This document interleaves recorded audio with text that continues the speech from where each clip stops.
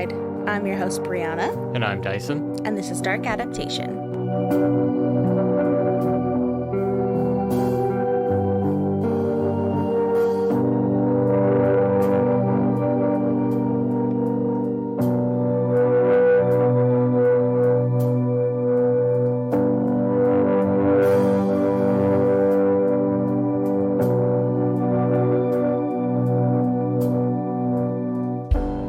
Episode 76, and I have another story for you, but this time it's a disappearance, and we are back in Canada, where we haven't been since we discussed Aaron Chorney's case and the Mr. Big Sting operation. That was a crazy case. That was craziness. It was also rather enjoyable because I find the Mr. Big Sting operation so wild. They are wild. There is absolutely like something you'd assume like is made out of Hollywood. Exactly. And they do go all Hollywood for it. So I was happy to be able to finally talk about that in a case, even though Aaron Chorney's case was so just horrible. But Mr. Big Sting operation is something else. And there's other cases I plan on covering with that. But anyway, this is a disappearance. Not a Mr. Big Sting operation. Right. I also always want to say Mr. Bing Stig operation. Mr. Bing Stig. Mr. Bing Stig operation. This isn't a disappearance case with any real resolution either, so just be prepared for that. But towards the end of the episode, we will talk a bit about the prevailing theories on what happened to 16-year-old Mekayla Bali, who was last seen on the afternoon of April 12th, 2016 in Yorkton, Saskatchewan. That morning, she went to school as usual, but left shortly after arriving. Before she vanished, she sent her friends cryptic messages, she made calls to unknown recipients, and her movements through town were strange. She even returned to school briefly before taking off again. There's no evidence that she met up with anyone or she left town on a bus or by other means. So what happened to Mekayla Bali on that sunny spring afternoon?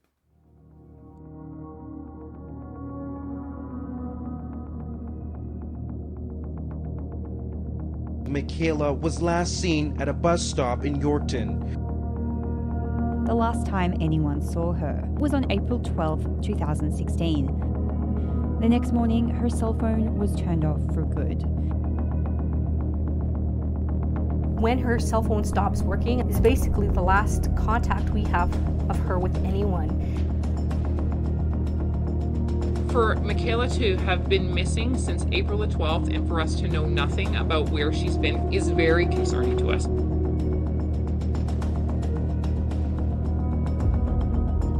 Police said there's no evidence to develop any theories about what happened to Bali. For her friends and family, that's the hardest part. It's a hard feeling, not knowing whether she's alive or not.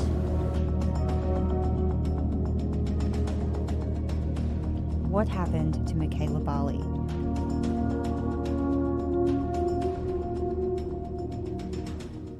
Mekayla Margaret Kim Nybergall was born on July 2nd, 1999 in Regina, Saskatchewan. Her last name was Nybergall most of her life, and she had actually just changed it to Bali 7 months before her disappearance in September 2015. Now, it's not like a random name, like that was her mom's last name. So I don't really know where Nybergall comes from, actually. Maybe Bali is a different name, because I think her grandma's last name is Nybergall too. Anyway, she lived with her mother, Paula Marie Bali, her two younger siblings, her Aunt Rhonda, and her maternal grandma, Margaret. Sadly, her grandfather had passed away a month prior to her disappearance, so the 6 family members lived together in Yorkton, Saskatchewan, which is a 2-hour drive northeast of Regina. At the time our story takes place, which is April 2016, Mekayla was 16. She would be turning 17 in July, and she was in the 11th grade at Sacred Heart High School. Mekayla is artistic, and one of her favorite pastimes was photographing landscapes and wildlife and then submitting them to be featured on her local TV news station. Oh, that's really cool. Mm-hmm. Really like that. She also loves drama class and she loves music. She was actually taking violin lessons. And her Aunt Rhonda says right before she vanished, Mekayla even got an accordion and learned how to play it so she could surprise her aunt by playing Happy Birthday. Wow. Yeah. Accordion. I gotta be honest, the accordion is like one of my least favorite instruments, though. It's very sweet that she was learning that. Yeah, I mean, I think that's maybe part of like the surprise of it is like, holy shit. Can I accordion? Before we get into the dark stuff, can I get one joke in? Okay. Okay, it's not really a joke as much as I just want to let the U.S. Listeners into one of Regina's latest tourism campaigns. You want to know what the slogan for it was? I don't even know. Is it about a vagina? It was, show us your Regina. Oh. Really? Yep. And then everyone went, ugh. Yeah, everyone went, is that, whoa. Yeah. Is that really it? Show us your Regina? Show us your Regina. Wow, I mean, okay. I think it's hilarious, but I can imagine how most people were like, it's a no for me, dog. I just want to be in the room when someone pitched that. Also, American people usually say Regina. Regina? Yeah, they don't say Regina. Oh. And I don't care because I can't even say Saskatchewan. Yeah. I keep saying Saskatchewan, but I think that's just the really Canadian side of me. Saskatchewan.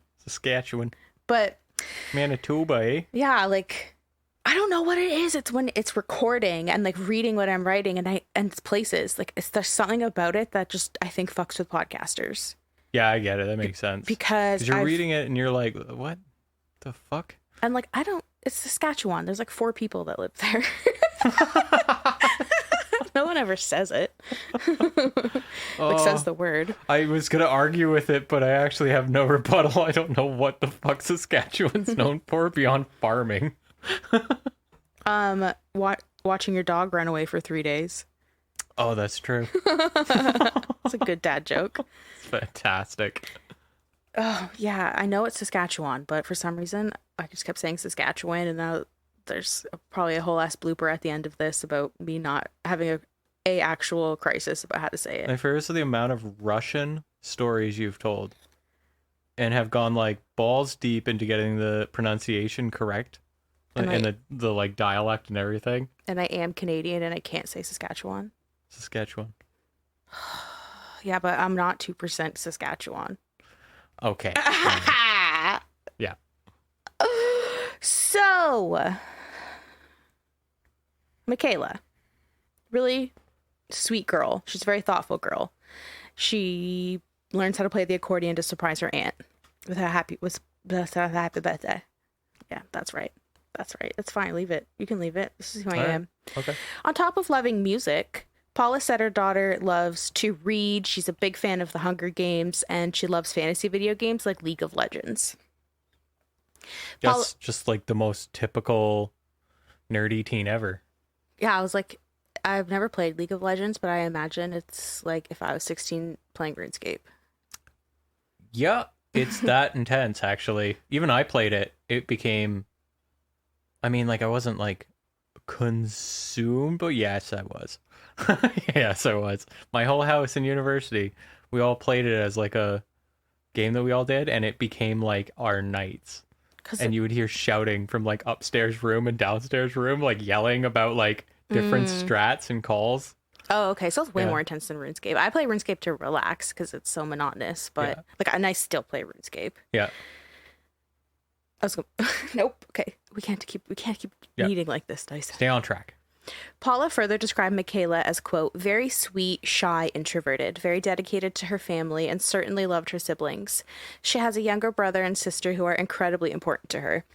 She was musical, and she just got into drama in high school, so music was kind of a way for her to step out of her shyness. But yeah, really a very typical girl, unquote. And another point in this article, Paula says that at the time she disappeared, Mekayla, who, like she said, is sweet, shy, introverted, she was seeming to kind of finally be a little bit more comfortable with herself. She said that she was like hitting her stride. Mekayla told her friends that she wanted to be a vet or a teacher because she loves animals and children so much. And they actually had a family dog named Angel. So all around, Mekayla is a very wholesome girl, very normal, very typical. Seems just like a pretty laid-back, chill person. And normal and typical is exactly how Tuesday, April 12th, 2016 started. It was an ordinary day in the Bali household. Paula said, quote, "That morning, nothing was out of sorts in our home. It was an absolutely average day. We get up, Mekayla and I get up around the same time. We get ready. We often do our hair and makeup in the bathroom together. We just share about our day and chit-chat and maybe listen to some tunes and grab some breakfast. There's just nothing in my mind that stands out as being different than any other day," unquote. After grabbing breakfast, saying goodbyes and I love yous to everyone else in the house, Mekayla left with her grandma, Margaret, who drove her to school. Again, nothing seemed out of the ordinary. Mekayla went into the school as she normally did, and Margaret left, returning at the end of the school day to pick Mekayla up to take her to her music lesson. Except Mekayla was nowhere to be found. With no luck finding Mekayla anywhere at or near the school, Margaret drove to Paula's workplace, where Paula immediately knew something was just horribly wrong because her mom never shows up at her work.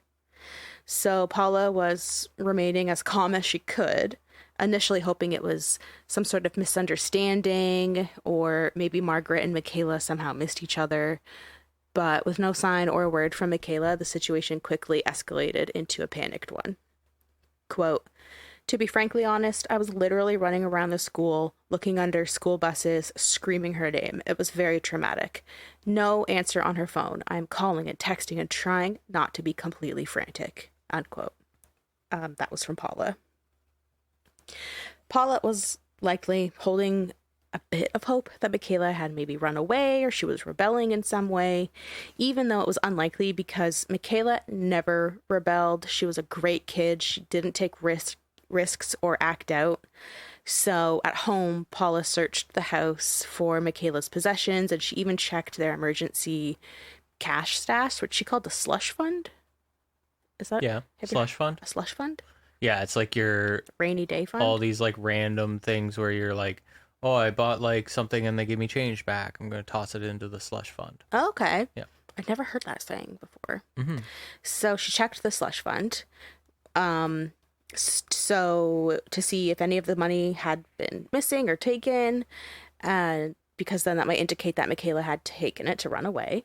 But she didn't take it. All of the money was still there. It wasn't touched at all. On top of that, Mekayla's acne medication was at home still, so Paula was certain she didn't run away, not without that, because Mekayla did have problems with acne, and she was self-conscious about it. She actually had been bullied about her acne before, so it was something that she was very, regimented with. As the evening wore on with no word from Mekayla and no sign of her coming home, the devastating reality set in that she was missing, and the family made a police report. According to Paula, RCMP investigators acted slowly to the news that her daughter was missing. I assume it's the typical story, don't worry, she's a runaway, she'll be back, all of that. The RCMP did eventually start looking into her disappearance, though, and they ended up gathering surveillance footage from all over Yorkton to piece together Mekayla's day on April 12th. Thanks to CBC, who used the footage and details that the RCMP had given them, we have a very detailed timeline of Mekayla's movements the day that she disappeared. And so we've heard what April 12th was like through the lens of Mekayla's family, what they went through and what they witnessed. But let's start piecing this puzzle together and see what Mekayla was up to and what the day looks like from her perspective.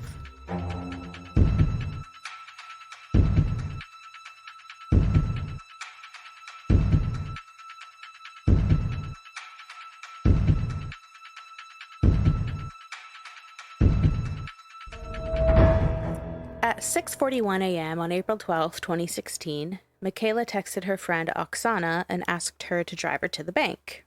She had apparently claimed that she had $5,000 in her bank account that she wanted to withdraw, but the investigation shows that she had nowhere close to that amount in her bank account, so no one really knows why that was the amount she chose to say she had or whatever. Oksana declined her offer. Quote, I said, the bank doesn't open till like 8 or something. And she texts back at 7 o'clock. So now can you take me to the bank? Unquote. Again, Oksana didn't, which, I mean, it is like the first thing in the morning. It's Tuesday. You're going to go to school. She might think like, oh, someone else will drive her, or like she'll figure it out. But of course, like under these circumstances and knowing what we know that she does go missing, I can only imagine that Oksana is like, damn, like what if I just drove her to the bank? Yeah. But obviously Oksana couldn't have known. Yep. And I would have been in Oksana's boots most like her shoes most likely. I would have been like, girl, it's the first thing in the morning. It's Tuesday. I gotta get ready. I'm taking you to the bank. Margaret told police she dropped Mekayla off at school between 8 and 8:15 in the morning. School records show Mekayla logged on to the school's Wi-Fi at about 8:08 a.m., so that lines up. At 8:20 a.m., Mekayla entered Sacred Heart High School. She went to her locker where she put a binder inside, and 6 minutes later, at 8:26 a.m., she left the school through a back entrance. Her ex-boyfriend sent a text to Mekayla asking why she wasn't in school, and she responded that she was on the other side of town. No other reason was given, apparently, and I don't know if the ex-boyfriend was just like, cool, checks out, or if he was like, but why? Because I would have had a lot of questions. Maybe he probably just went, all right, whatever. You're on the other side of town, okay. Because that's not an answer anyway. Yeah, why aren't you in school? I'm on the other side of town. I'm at the other side of town. That's like something I would send you. Yeah, it's like, okay, but why though? Like, do you have an appointment? Are you at the doctor's? Are you just fucking skipping? Like, what's going on? I just saw a dog. I would be like, delete. Police are not sure if Mekayla left school taking the main road or a path through the bush, but she was captured by a surveillance camera at the Super C convenience store at the Esso gas station, walking along the railroad tracks until she could not be seen anymore on camera. So this route makes sense because the Super C is on Gladstone, which is the same road that the high school is on, and the railroad tracks pass over the main road Mekayla was ultimately heading to, which was Broadway Street. So it was probably a shortcut taken by locals, especially high school kids, to like walk along the train tracks. Like that makes total sense to me. Yep. And this is the point where I'll say there is a map.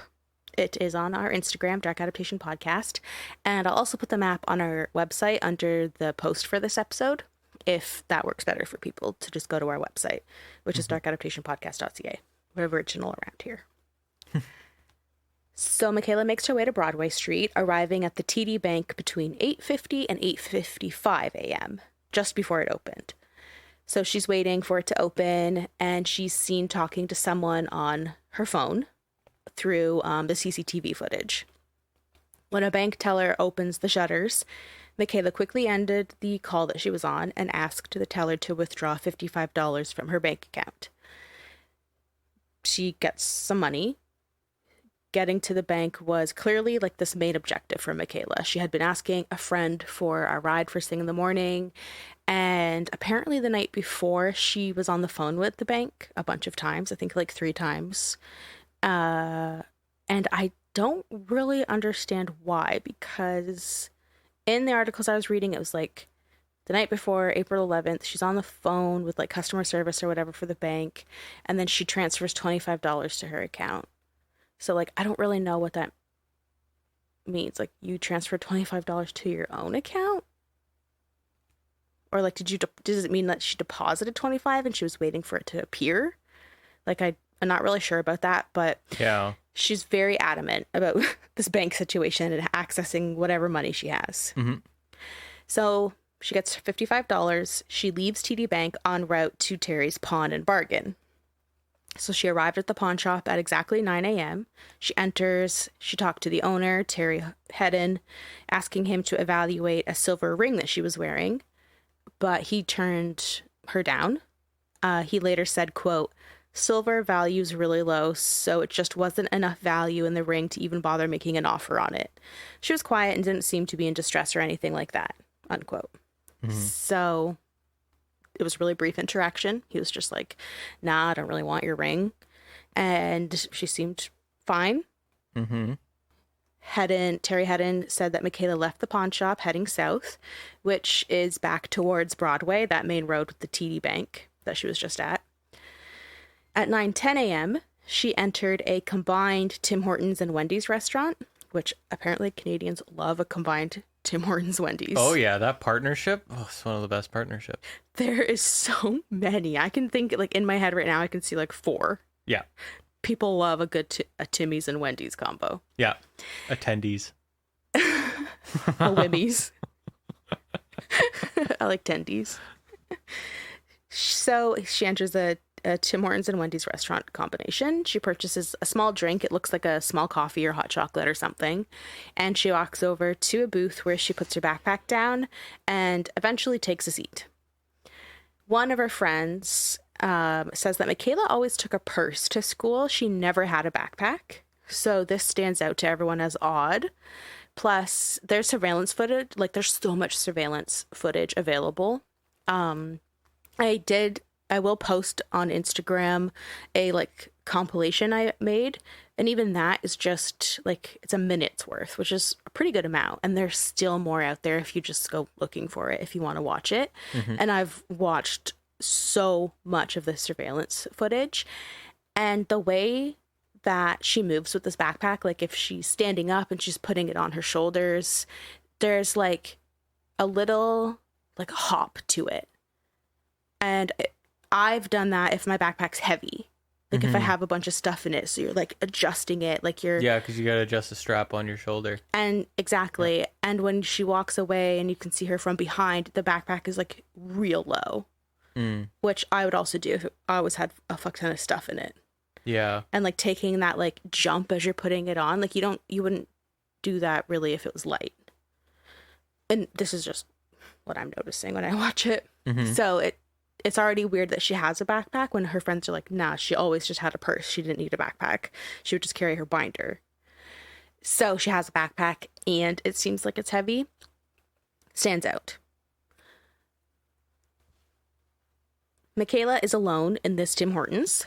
She's using her phone, sitting in the booth, and she's often looking out the windows or at the doors. Like she turns around to look at the entrance behind her several times. As she was sitting in the booth, she appeared to take her phone apart, put it back together, and then begin using it again. And there's footage of that too. It is a little bit hard to see exactly what she's doing, but it does look like she's taking her phone apart. Like popping out the battery and putting it back in? I don't really know because it's 2016. So I don't really know if you would pop out the battery. Yeah, that's why I asked, because I was like, if it's not popping out the battery, like that's some extensive shit. But like, I'm trying to think about what kind of phone I had in 2016. And actually, you know what? I definitely could get the battery out. Yeah, I'm pretty sure. Yeah. So yeah. But also, what else would she be doing if she's taking it apart? Unless it was like just the phone case. But I don't think I had a phone case. Anyway, she's being weird with her phone.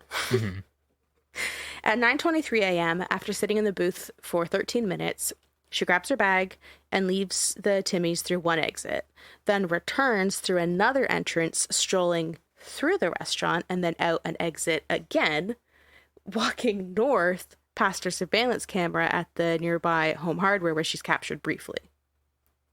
So it's very strange because... Looks like she's looking for someone. Exactly. Yeah. 19 minutes later... At 9:42 a.m., she reappears on the Home Hardware surveillance footage, walking past it and heading back to the Timmy's that she just left. As she walks inside at 9:49 a.m., she is on the phone. She's got it up to her ear like she's talking to someone.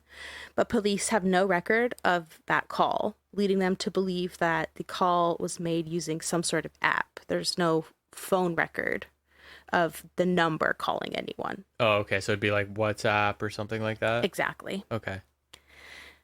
This time, Mekayla sat in a different booth, closer to the window and facing the door that she had previously been watching. Her call ends, and she begins sending messages and looking out the window periodically. So at 10:03 a.m., she sent her friend Shelby a text message that said, "Hey, I need help." 20 minutes later, at 10:23 a.m., she sent a follow-up text that said, "Never mind, I figured it out." So Shelby didn't see these messages until she was home from school. And when she does see them, it's hours later. And Shelby assumes that Mekayla was maybe asking for a ride or help with an assignment. She never thought that it might be any sort of like plea for help, like because Mekayla is in some sort of situation or danger. Like I said, she just saw the messages after school. And even then, she had no idea that Mekayla was missing. No one initially thought she was missing after school. Mm-hmm. So she never like finds out what Mekayla could have been asking for when she asks for help. Yeah. At 10:25 a.m., Mekayla walks out the north doors of the Tim Hortons before walking back into the restaurant 2 minutes later and then returning to the same booth. She appears to be speaking with someone on her phone, but again, no calls were made to or from her phone on that day, like using her phone number, a typical inbound, outbound call. 16 minutes later, at 10:43 a.m., Mekayla speaks with an older lady sitting at a table next to her booth, and she asks this woman to help her rent a hotel room, which the lady refuses. The RCMP says the woman didn't ask any questions or follow up with Mekayla at all. She just was like, nah, and then that was it. Which, I don't really want to judge this lady, but a 16-year-old, and Mekayla looks like a 16-year-old. She looks like a kid, like a teenager. Mm-hmm. I would be like, listen, dear, what's going on? It's Tuesday. Why aren't you in school? Why do you have this huge backpack? Why are you asking for a hotel room? Are you in trouble? Do you need something for real? Can I help you other than getting you a hotel room? Like, I would have so many questions. Yeah. But I don't know. This woman clearly had a policy of like, not my business. Yeah. But she's a 16-year-old girl. Yeah, something's fucking on a something's up if that on happens. A Tuesday morning. You should have concerns. At 10:44 a.m., immediately after speaking with the older woman, Mekayla left Tim Hortons while on the phone. While she's outside, she walked up to a woman and asked her for help renting a hotel room too. This woman also said no, and it was later reported to the police, I assume after seeing news that Mekayla went missing, which is why, she would know that about telling about this weird encounter. But yeah, that's the second woman that she's asked to rent a hotel room. Video surveillance shows her walking westbound down Broadway Street, away from the Tim Hortons in the direction of the TD and her school and stuff like that. Between 10:45 and 11:59 a.m., Mekayla's whereabouts are unknown. She resurfaces on surveillance when she returns to Sacred Heart High School at 11:59 a.m. So, according to Google Maps, it is a walking distance of 2.6 or 2.7 kilometers, depending on what route you take, from the Broadway Tim Hortons to her high school. That would take the average person 36 to 38 minutes to walk. Mekayla left the Tim Hortons at 10:44, and she got back to school at 11:59, so that's 75 minutes, an additional 39 to 37 minutes, if you're going off of what Google says it takes to walk. Now, I've thought about this a lot, and mainly because, of course, going on web sleuths or Reddit and stuff like that, when people talk about this case, tons of speculation as to what she was doing for basically 40 minutes, which is like, in like the average person taking this trip, they could walk from Tim Hortons to the high school back to Tim Hortons, but she took 75 minutes to do this. And I don't think it's anything out of the ordinary like that she was doing. I don't think she went anywhere else that no one knows about. I don't think that she really met up with anybody. And I think this because of what we've seen and heard of her doing so far. So I personally think that it actually took her that long to walk to the school, because we know that her movements are erratic. She can't commit to a location. She's walking back and forth, in and out. She's on the phone, she's off the phone. She's sitting in this booth, now she's sitting in that booth. Like, I think it makes sense that her walk back to school was just as disorganized. Yep. That is my personal opinion. But I can imagine her stopping, looking at her phone, maybe backtracking, thinking, I gotta go back to that Tim Hortons, and then committing to going back to the school instead. I can actually, like, picture that is how her trip went. Mm-hmm. I don't know. What do you agree? You listener, do you agree? That's just my thought process. Like, what do you think, Dyson? Yeah, I know. That's the frustrating part, is it could be anything at all. I don't think she left that area. I mean, I feel like it would be caught. I mean, it's Saskatchewan, but like, so, you know, not exactly going to be a ton of stuff around. So it's really hard to track movements, but I don't think she left it. And also, like, you could be doing anything from skipping rocks to God knows what, right? Like, it's just a black spot we have no context for. I agree with you, though. I think she was super indecisive about what she was doing. Yeah. I think something was, like, pressing on her mind so much that she wasn't really thinking about what she was doing. And then when she realized she was doing it, she tried to correct it to, like, like, you know, like, yo, I'm in this one booth, and then I'm all nervous dismantling my phone. Oh, I'm in the other booth. So, I don't know. What also strikes me as, like, whatever this is, it's fucking urgent, was that this girl is known for being very shy, and she's approaching people. That's so true. Like, one-on-one to, like, ask. And she's sitting in a booth alone, like, eating alone. Like, like those kind of things are just usually take a really confident and maybe a little more outgoing person to be doing that. And it's just strikingly out of character. And one of the alarming things is a conversation going on outside of conventional text messages. Yeah. And, like, seemingly, like, not tracked by police, like, unable to determine who it is. Exactly. So that gets really sketchy, because it's something like that, you don't know what that can be.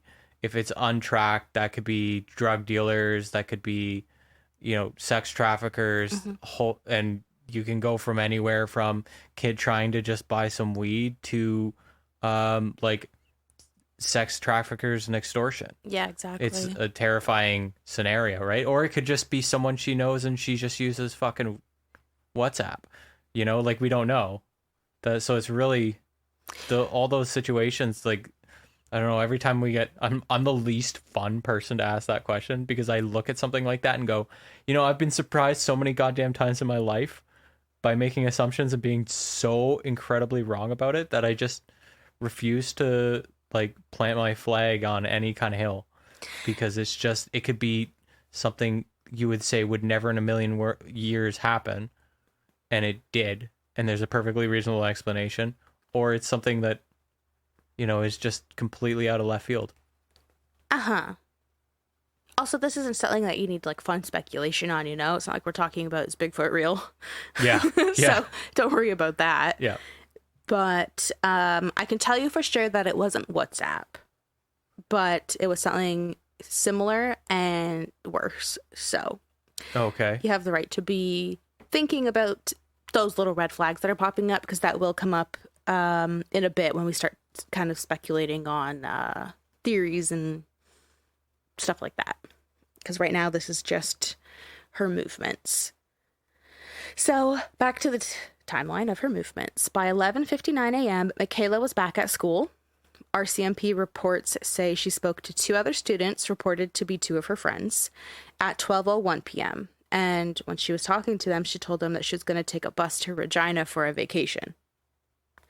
One of the friends later told police that Mekayla might have been carrying two cell phones. Never confirmed. It's just this friend that says she might have had two cell phones. I don't know if she saw both cell phones. I don't know if Mekayla, for some reason, told her she had two. I have no idea, but that's what a friend told the police. Okay. Mekayla leaves the school again at 12:02 p.m., so she was there for 3 minutes. And she walks down Gladstone Avenue on her way to the STC bus depot, which is just the Saskatchewan Transportation Company. It's like where Greyhound buses go. After finding out that the bus she wanted to board would leave at 5 p.m., she left the booth without buying a ticket or anything. She then went inside the bus depot restaurant, which is called the Trail Stop, and she ordered a poutine. Poutine. No CCTV footage captures her at either of these locations. It's just eyewitnesses that say Mekayla was in there. Sometime between 1 p.m. and 1:45 p.m., Mekayla exited the restaurant and bus depot, and that's the last time that she is accounted for, ever. Wow. That's so fucking weird. Yeah, and I was going to leave it on a little dramatic note to put music in, but we can still put music in after. I was wondering why all of this timeline is so tight. It's very tight, except for an hour, 75 minutes, where it's like, where was she? And it's like, I think she actually was just being a scatterbrain walking back to school. But this time frame of sometime between 1 p.m. and 1:45 p.m., she leaves the restaurant and bus depot and is never seen again. I'm like, 45 minutes is a long time. But what I've gathered is that I know that the bus depot and the restaurant were in the same building. There's like a shared entrance inside that leads into the restaurant. And it's Tuesday in the early afternoon. There's no one really in there at that time. So the waitress or whoever was serving Mekayla said that the restaurant was really dead and she had gone on her lunch break. So she had already served Mekayla and she wasn't paying any attention to her anymore. So she just left on her lunch break. So Mekayla was just in there alone. So it's frustrating because she's likely alone, but there's no CCTV footage. So we don't know if somebody did come in and meet her and leave with her, or if she ate and then left on her own. We don't know what happened in that 45 minutes because the server, whoever, was out to lunch, literally. That's so weird. I know. Just leave the entire building alone and empty. Like, I don't know if she just was in the back, if she was smoking. Like, I don't know. I'd have to assume she just went into the back. Yeah, she was on her own lunch break, so she didn't pay attention to her. Plus, it's Mekayla. She's just like this girl. She's eating her poutine. She's just minding her own. You're not really gonna think. You have to keep an eye on her, I guess.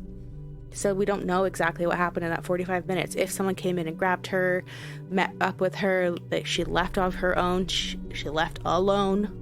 No idea. So that part's frustrating, especially because that's the last time that anyone could have accounted for her. And she's just gone now. That's so strange. So strange and so frustrating.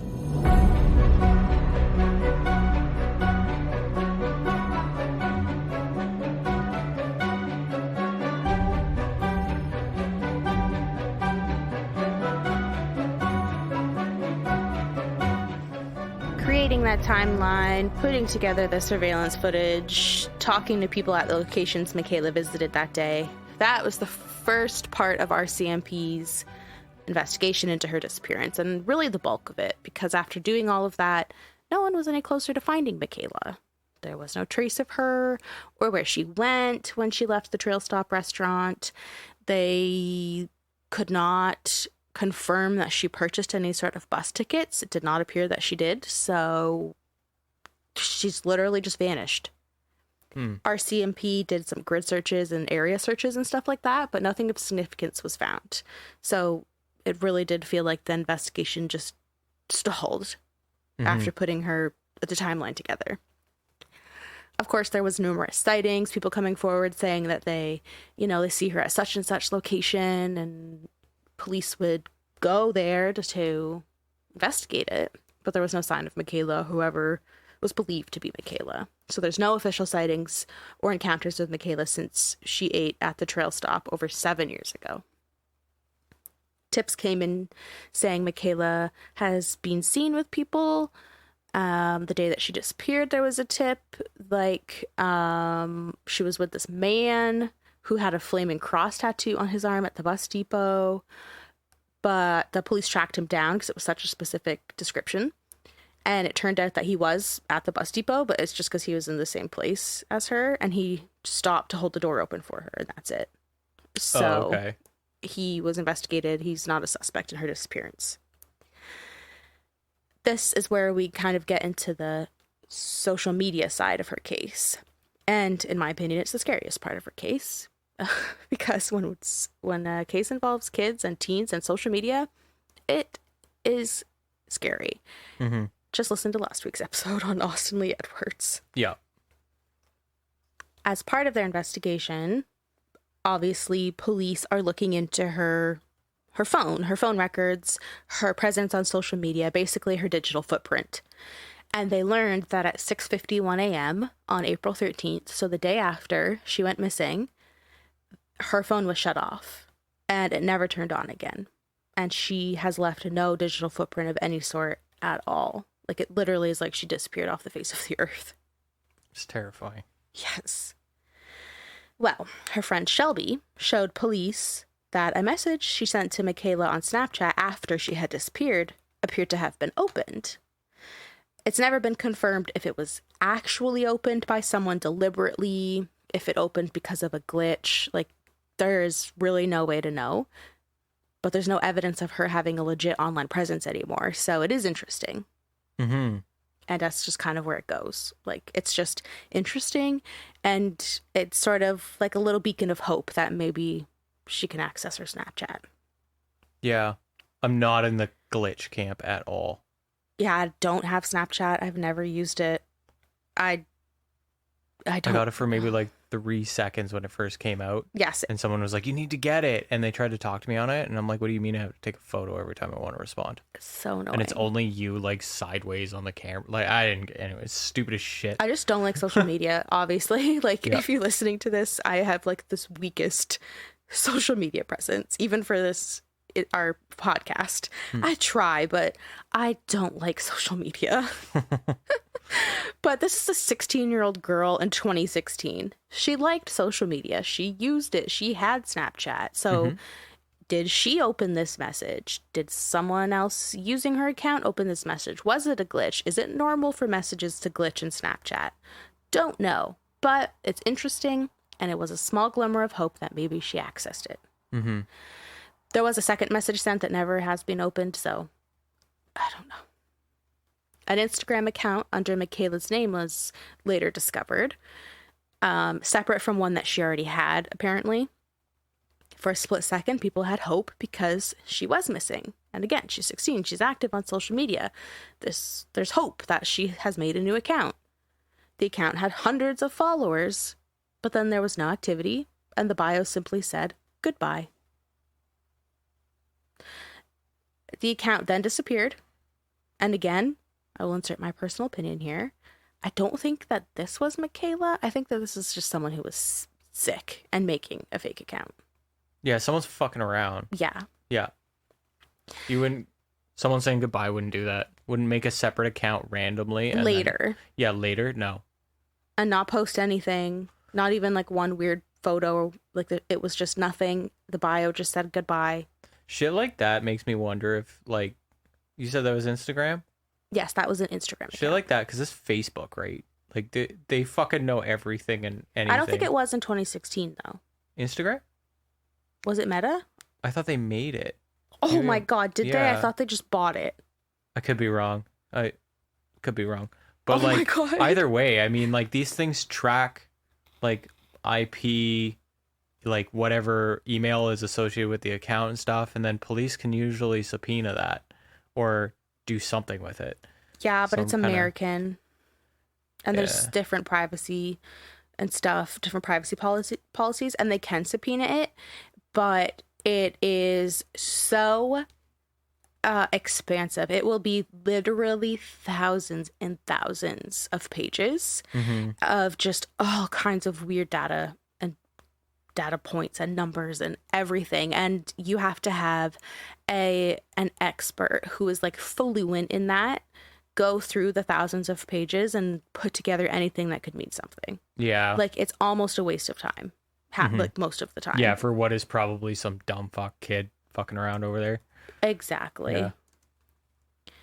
I'm just quickly Googling, did Facebook create Instagram? Because I didn't think they did. I thought they just bought it, but Yeah.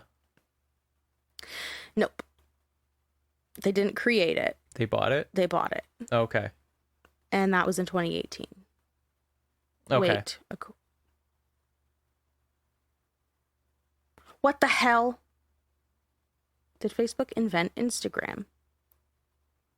They bought it in 2012, actually. So I don't fucking know. Facebook just owns everything. I'm so sorry, everyone. This episode is chaotic, and I'm a hot mess.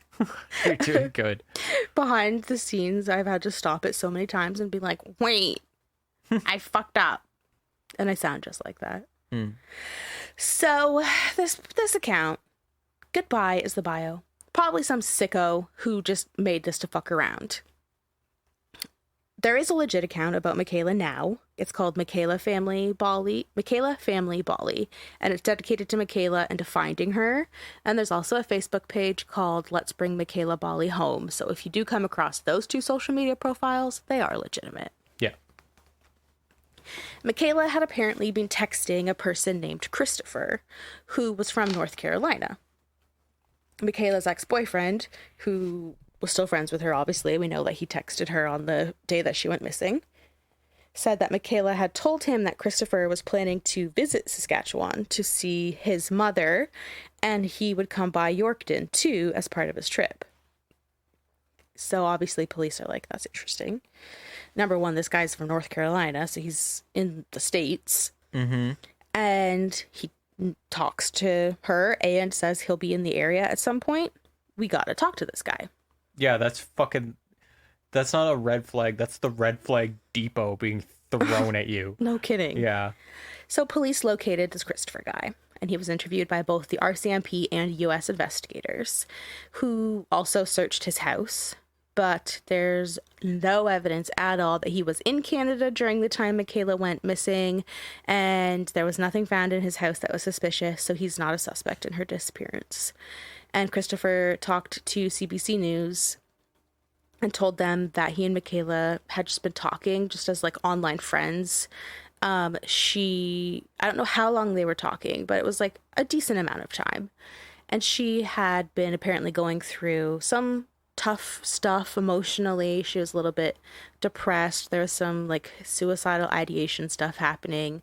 And so he was being a friend, you know, like telling her to stay strong, giving her advice, that kind of stuff. Mm-hmm. So that was the sort of majority of their friendship. Now, where it gets weird is Christopher was actually a 43-year-old man with a second family. So I don't know how old he was, but I do get the impression that he was grown. Like he was an adult. Really? I get that impression, but again, I don't know for sure. Yeah. As part of this ongoing conversation that they were having, Mekayla had told him that she'd previously attempted suicide, but he told CBC News, and I think it's been corroborated or verified by police, that through their conversations and stuff, she was doing a lot better more recently. She wasn't, you know, trying to take her life or anything, talking about doing it, at least at these more recent times. Mm-hmm. And that is also kind of seen through what her mom is saying about her, you know, like she seemed to be hitting her stride. She was finding comfort and confidence in drama and music and stuff, but you never really know what's going on with someone, especially a teenager who has social media. Yeah. But that was kind of Christopher's, you know, appearance in this story. The suicide attempt that he mentioned can't be confirmed or isn't confirmed that I can find. Mekayla was known to self-harm, and she reportedly has numerous scars on her upper thighs. So that is a fact. There were several people that she had been talking to, several boys, young men. One of them was a guy named Josh, and authorities found someone that she knew named Josh that she hadn't seen in a few years. But this person is not believed to be the Josh that she was actually texting. This person that they found was like someone that she knew from some sort of youth camp or something. Okay. So this Josh person that she had been texting is kind of a mystery. Yeah, with such a distinct name, though. Josh, yeah. Those are like the two named ones, Christopher and Josh. But there is, like I said, other people that had been identified, police that had been corresponding with Mekayla, but they were unable to develop any further leads from her social media activity and stuff like that. Like, it just kind of ends there with like the mystery people that she was talking to and identifying them. Mm-hmm. On March 1st, 2016, so a bit over a month before she disappeared, Mekayla shared a screenshot of herself on Snapchat asking people to contact her. It said, quote, "Looking for Snapchat friends because I have none in real life. Add me. Please don't be a greasy fuck and send me gross ass nudes. Just looking for a friend." Okay. I mean, I feel like that's actually, unfortunately, a necessary preface. It is. Yeah. It's don't be a greasy fuck and send me gross ass nudes. I would love that on my bio. Because there is so many freaks who you just like be like, oh, a message, and you open it and it's just a big fucking boner. Here's my wiener. And you're like, didn't need that. Also, why does it look like that? Never seen one so old before. Ew. Ew. Like, oh, shave your balls. So she was like, I want friends, but don't be a fucking creep. I don't want your unprompted nudes. No one does. Dick pic, gross. This post she made opens up the possibility to her having been communicating with other random people she met online, and it's suspected that on the day she went missing, she was in contact with one of her online friends that she had made plans to meet, whoever this person was, possibly at that Tim Hortons that she kept returning to, or maybe in Regina where she wanted to take a bus to. I mean, this is all just speculations, right? Like, yeah, I mean, it's a big gap in what's happened, right? So, mm-hmm. And then if you think about it, you had briefly mentioned it too when we were talking about the timeline of her movements.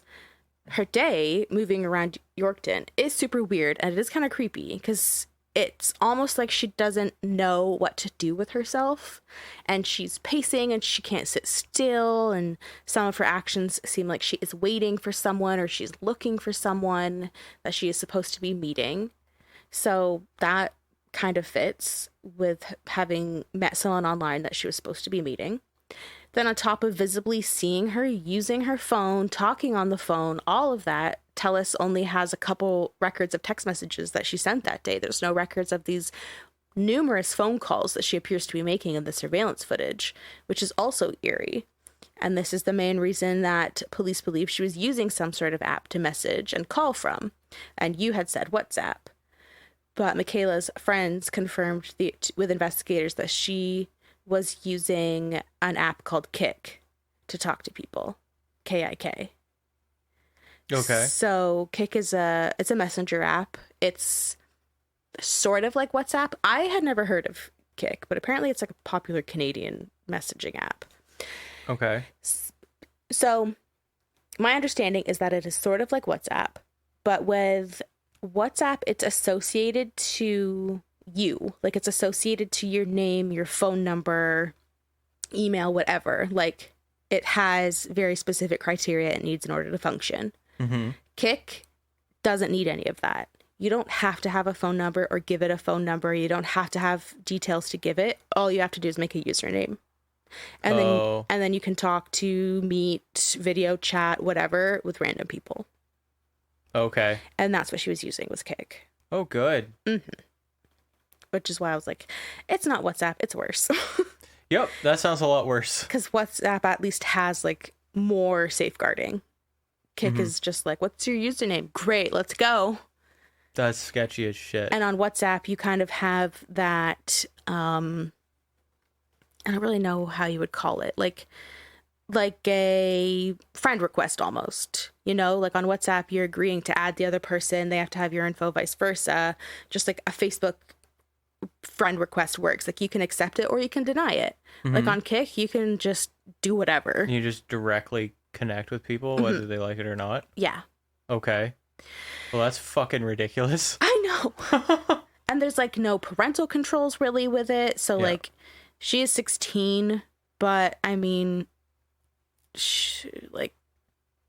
it's just not, it doesn't seem like a good app to be using. No. Like, you could get into trouble easily. Yeah. So if she was talking to random people through apps like Kik that don't require any personal information, it makes sense why nobody around her could figure out who she was calling that day and why TELUS had no records of her making a phone call. Because you can make video calls and stuff through Kik, and it's obviously not going to show up that you used your phone because it doesn't need to be associated with a phone number. Mm-hmm. But there's also the possibility that she did make a typical phone call, like an inbound, outbound call, but from an unknown phone, because there was that one friend at the high school that she spoke to upon returning briefly around noon that said it appeared Mekayla had 2 cell phones. So again, that's never been confirmed. It's such a... Yeah, but if she had a second cell phone, then it would make sense why there's no records for it, because they don't know what this cell phone is. Where the fuck would she get a second cell phone? I don't know, but if she had a second cell phone, I don't think that's something that a typical 16-year-old would do. If she had a second cell phone, which I lean towards her not having a second cell phone personally, but if she did, it can still kind of fall into the umbrella of her maybe using her original phone that she always had, that everyone knew she had, using apps like Kik, communicating with people who were maybe grooming her or catfishing her or whatever, and prompting her to get a second phone. And maybe that's why she was so fixated on money, because she had spent money on a phone. But I really don't know, because I feel like it would have been obvious if we're talking about her purchasing a phone that she had, or whoever she was communicating with gave her that second phone, but then that means that she would have already met somebody. So, like, it's just kind of messy. Yeah, I don't know. I'm running through scenarios. Like, if someone's connecting for nefarious reasons with her and has done so through Kik, I'd assume that they'd be like, well, like, I assume that they wouldn't be like, get a second phone for, like, so it's less traceable. Like, it's already, like, you're already connected through Kik, so either you trust that it's not traceable, which obviously isn't. Yeah, apparently it's fucking not. Great. But the only other, so I was like, no, absolutely not. The only thing in my head that's going like, well, okay, maybe this is the reason. They already knew that they'd be taking her or something, and they wanted her to have the second phone. But then you'd have to, like, she would have to, like, leave the first phone at home. Like, I don't know. None of this makes sense. No, that's why, and like maybe that's why it was immediately in the morning, almost 7 a.m. the next day, that her phone went off. But like, it gets messy, and this is also just like super speculative because we don't even know she had a second phone. Yeah, I really don't. It's not enough for me to be like, she had a second phone. And yeah, like I said, I kind of lean towards her not having one. I'm in the camp that she was just using her normal, regular phone and using apps like Kik and communicating with this person through them. There's no record because you can make calls and whatever, video calls. And even though she's holding it up to her phone, like her ear, like she's on a typical phone call and it's a video call, I don't think that really matters, because maybe she didn't want it to have like speaker output in the middle of Tim Hortons. Or if she is communicating with a nefarious person, maybe this person is a professional, and professionals like that always have excuses as to why their camera isn't working or whatever. So they don't have it on, or it's blacked out or whatever. So she is just using it as a typical phone call. Like, I think it is more in that camp. Yeah. Whoever she was talking to and potentially going to meet might have had nefarious intentions and was catfishing her to believe that they were just a friend or maybe a love interest, something like that. But when they finally met up, she was kidnapped by some freak, or she was potentially brought into human trafficking, like you said. And I know that human trafficking, sex trafficking, those kind of conversations seem to like come up so often when you're talking about missing people, but there's a reason for that, and it's because it happens. And yeah, it like happens a lot. It is like terrifying. I feel like everyone who goes like, well, why do we always go right to that? It's like, because I don't know, man, because statistically that's what happens. Yeah. Like, I mean, like, it's the most rational, like, there's a reason people jump to it. rationally, if you don't know something and you're just looking at statistically what happened, hey man, that's one of the top ones. It really is. Yeah. And especially, so she's in Yorkton, Saskatchewan, and the two other like big cities are obviously Saskatoon and Regina. And Saskatoon and Regina have an insanely high rate of human trafficking because they are two of like the only highly populated areas in Saskatchewan. And it's in like these isolated prairie provinces. There's only so many main roads. Like there's a huge problem. Yeah, imagine you're driving and it's nothing but field, and then suddenly you hit like a metropolis. Exactly. Like that's what that is. Yep. Yep. And I think personally, again, this is another one of my personal kind of opinions and theories. I think Yorkton would be an ideal place to target people for human trafficking. When I research a case, I like to spend a lot of time in the city or the area that the events took place in so that I can get a feel of the area that we're in case I have to make maps or whatever. So looking at a map of Yorkton, I noticed that it's like a meeting point, like an intersection of all of these major roads and highways and stuff. So if you look at Yorkton from an aerial view, it looks like it has these spokes, like veins almost coming out of it in like a star kind of. There's main highways. There's Highway 9. It leads in from the north and it exits out the south. Highway 10 comes in from the east and exits out the southwest towards Regina. Highway 52 comes in from the west, and then Yellowhead Highway passes through. And Yellowhead Highway is Route 16 of the Trans-Canada Highway. And that's headed towards Saskatoon. So if police trying to investigate this, it's like the allegorical intersection. It is. Like they might as well have just walked straight into an intersection and someone said, which path did she just take? Yep. And you just go, I don't fucking know. And these are like the huge highways, like major highways. So Yorkton is the 6th largest city in Saskatchewan, with a population just over 16,000, which doesn't sound like a really big city, but in the prairie, 16,000 is a pretty big city. So it could be an ideal location for a predator to swoop in and take a girl off the streets because she is out of there. There's all these highways that lead right through town, like Broadway Street that I've been mentioning. That is Highway 10. It's a hub. I just thought that was really creepy while I was looking at it. Yeah. So when especially Regina being like right at the border. Regina's 2 hours away, and you just get on Highway 10. It takes you right out to Regina. Yep. Or you just get on to Route 16, the Trans-Canada Highway. Takes you to Saskatoon, which, like I said, Saskatoon and Regina both have a huge human trafficking problem. And it's Trans-Canada Highway. Like, it's going all across the country. There's different routes, obviously. This one's 16, but like, you could just be out of there. These theories and speculations aside, police have consistently treated Mekayla's disappearance as a missing persons case and said that they have no evidence of foul play.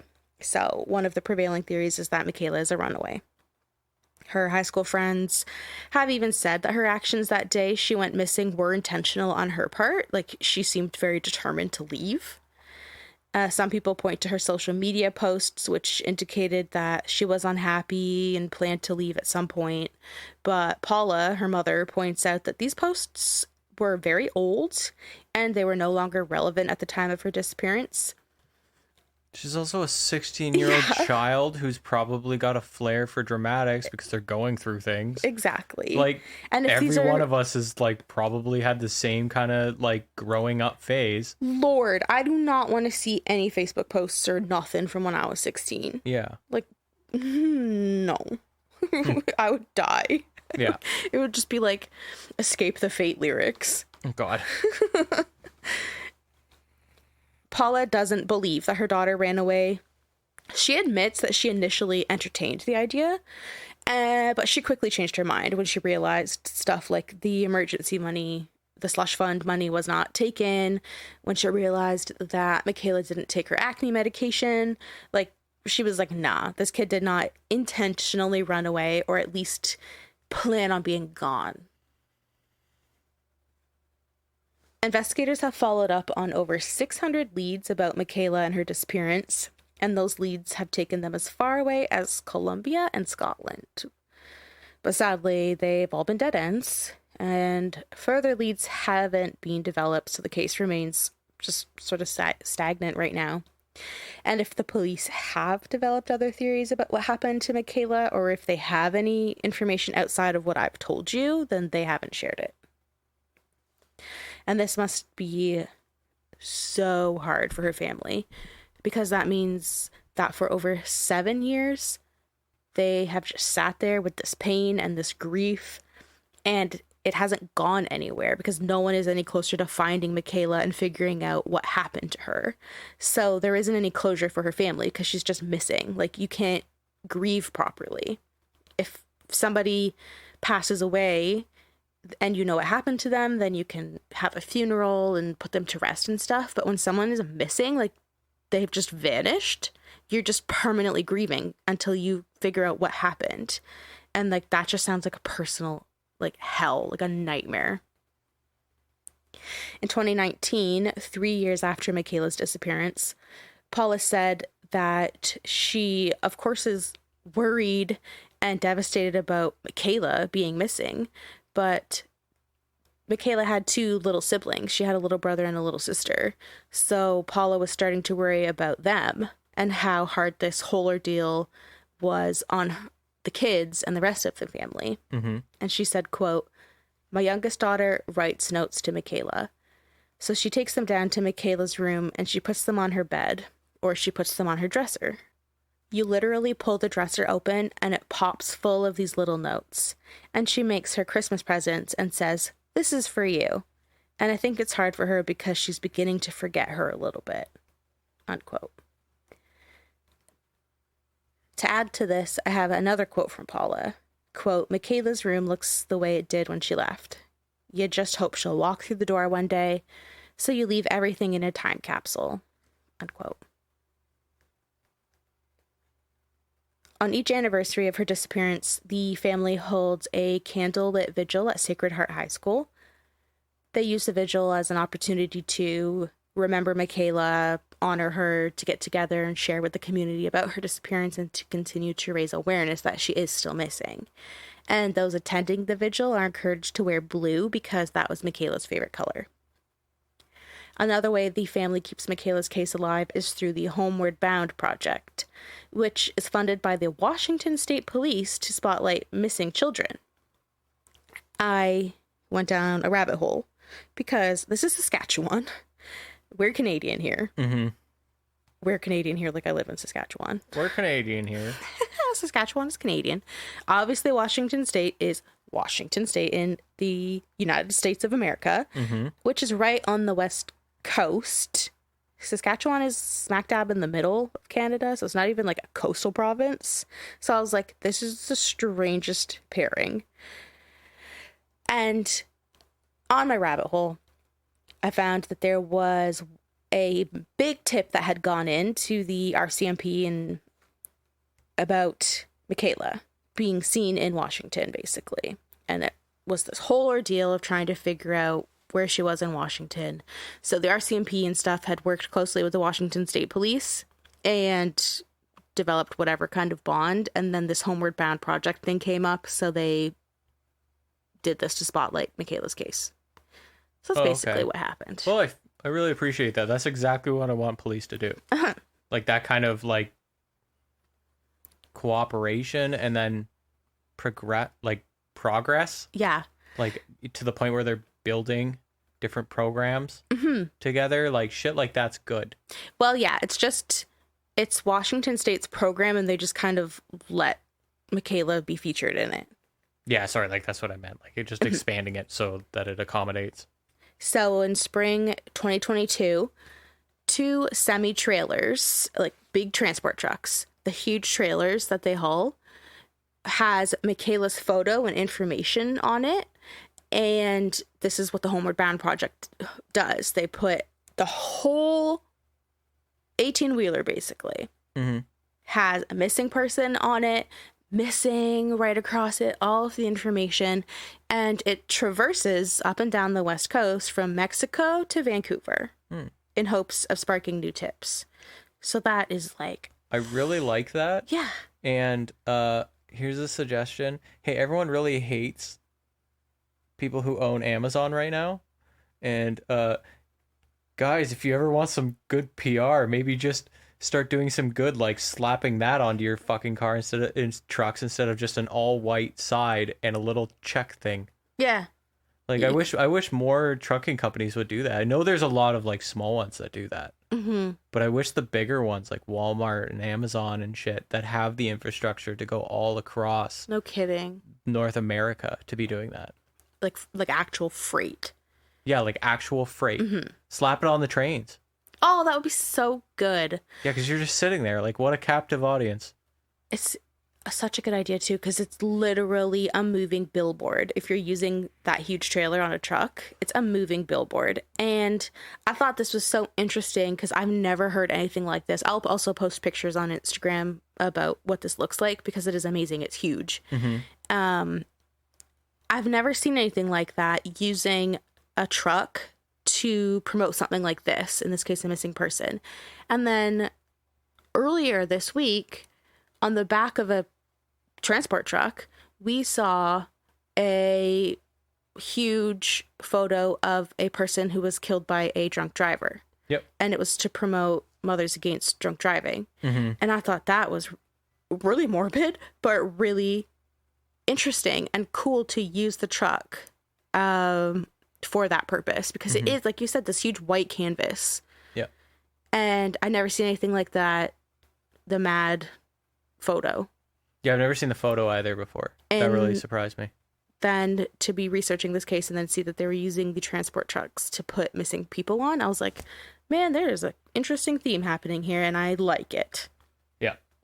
So this program, Homeward Bound Project, actually does help. The article I read was from earlier this year, I believe April, and it said that it generates thousands of tips, and 3 people that had been featured were found. There you go. And like, I don't think that is anything to shake your head at. 3 people is 3 whole ass With people. just a small amount of cars. With just a truck used as a billboard. That's a lot. Imagine how many trucks aren't doing this and could be. Exactly. Like, so you saved 3, which on its own is worth the effort. It's 3 Now actual slap it living on human way beings. more trucks and see what happens. I mean, I know that everyone's like, it's a great idea because like it'll like say it'll get awareness out. And in my mind, I'm like, well, try looking at it like this. If you're ever like on the fence about it, if you were in the shoes of someone who abducted somebody else and you're trying to move them across the country, what's gonna make you shit your pants more? A fucking truck. Yeah. On like in every goddamn town, driving around with someone's face on it. Exactly. And it could be the person you're trying to hide. And a truck that's going to stop at truck stops and places where if someone's literally moving another human, they'll probably also likely stop. Yep. And people will see that truck drive by and they'll be like, oh my fucking God, wasn't that guy just in here? Yeah. Like, the only reason I don't think that this isn't just wide scale is maybe the police don't have the infrastructure to deal with the tips. Oh, there's, probably multiple reasons for sure. It is such a cool idea though. And in Mekayla's case, with her photo being on there, thousands of tips did come in. And of course they were investigated, but here we are. The family's no closer to finding Mekayla. Still an amazing idea though. I love it. Mekayla Bali is a white female. She was 5'2" tall, 126 pounds, with a slender build when she went missing. She has a fair complexion, blue eyes, and when she went missing, she had blonde, shoulder-length hair, but her natural hair color is red, like a strawberry blonde, if anything, but it is pretty red, so it could be red now. She has acne. So I'm just reading through this and I'm like, this is very not, I don't even know what the word is. Okay. This is how they're used to describe her. She has acne, several chickenpox scars on her forehead and between her eyes, a light birthmark the size of a dime on the right side of her jaw, a mole on the right side of her chin, protruding front teeth, a scar on her left hand, and scars on one of her upper thighs from self-harm. Like, that couldn't have been any more insensitive. Yeah, actually, that was kind of... And wow. This makes her sound like a goblin. I'm sorry, but she's a beautiful girl. Like, this description was put together by someone who's very literal or something. Yeah.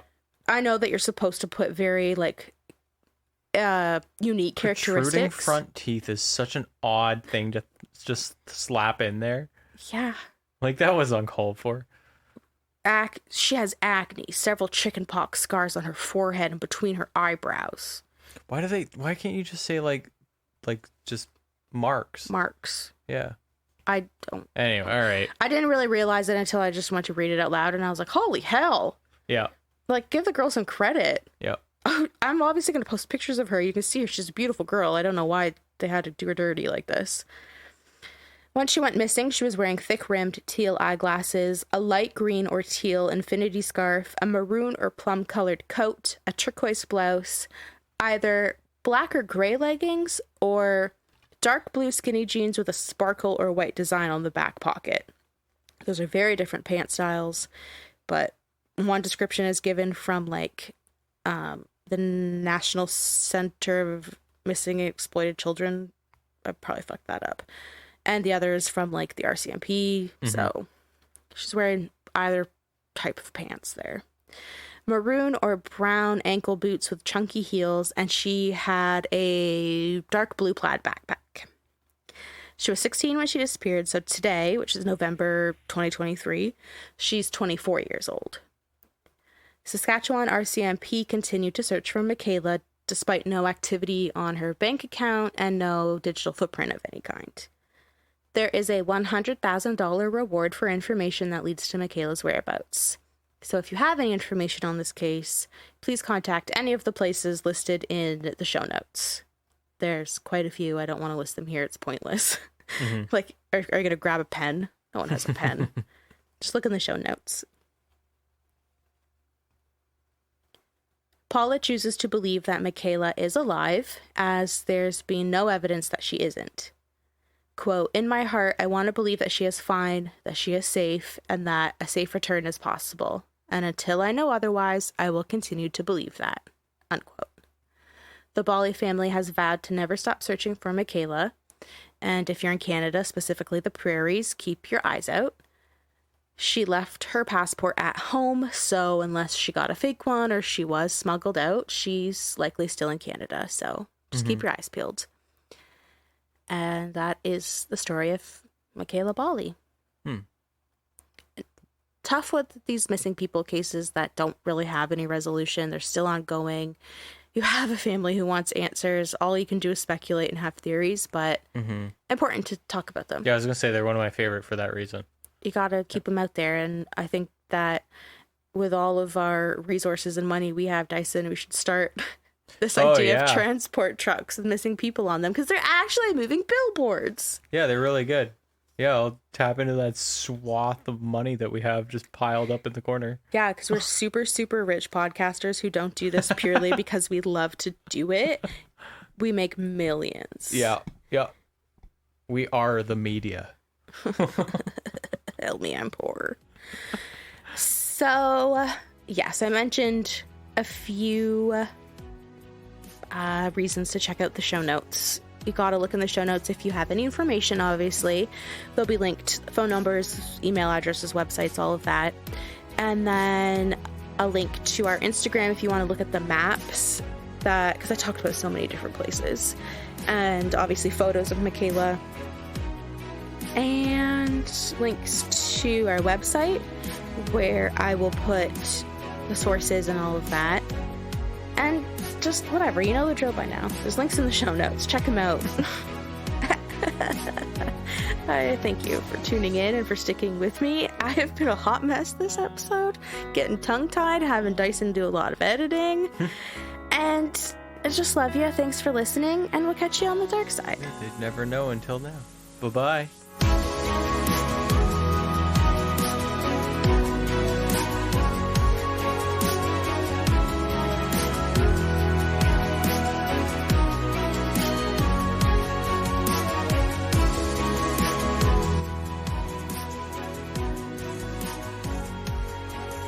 Yorkton, Saskatchewan.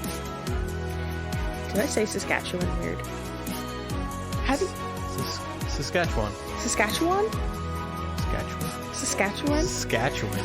No, Saskatchewan. Saskatchewan. Yeah. Oh my god. Saskatchewan. Toronto. Saskatchewan. That sounds wrong. Saskatchewan.